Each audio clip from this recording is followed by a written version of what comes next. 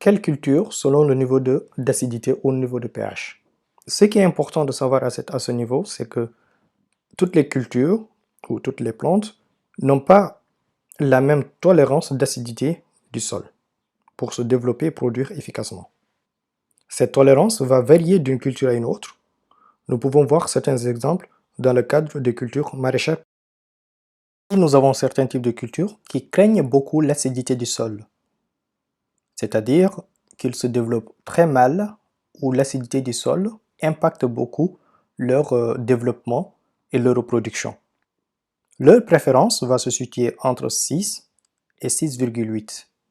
Donc quand vous effectuez un test du pH et que vous vous retrouvez avec des résultats qui varient entre 6 et 6,8, dites-vous bien donc que ça va être très difficile pour ces cultures, que vous voyez ici la liste, de pouvoir se développer au niveau de cette parcelle.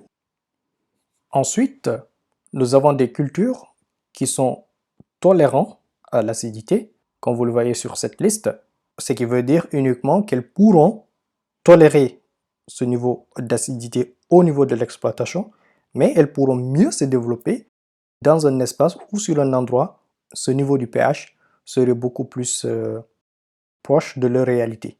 La préférence de ces cultures-là va se situer entre 5,5 et 6,8. Quand vous effectuez des tests qui se situent entre 5,5 et 6,8, dites-vous bien que vous pouvez effectuer ces types de cultures-là, qu'ils pourront grandir dans cet endroit. Enfin, vous avez des cultures qui vont supporter l'acidité dans une préférence de 5 à 6,8. Ces cultures-là pourront se développer dans un sol acide.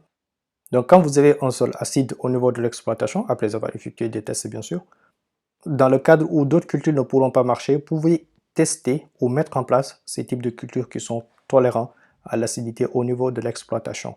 Cela ne pourra que vous permettre d'influer sur les décisions de comment vous pourriez gérer votre exploitation, des systèmes de culture que vous pouvez mettre en place par rapport aux réalités de votre sol. Sinon, l'alternative serait d'améliorer un sol existant pour pouvoir effectuer le type de culture que vous pouvez mettre en place. Mais en dehors de cela, après avoir effectué un test et que vous connaissez le niveau de pH au sein de cette exploitation, donc vous pouvez décider de mettre en place un système de culture beaucoup plus adapté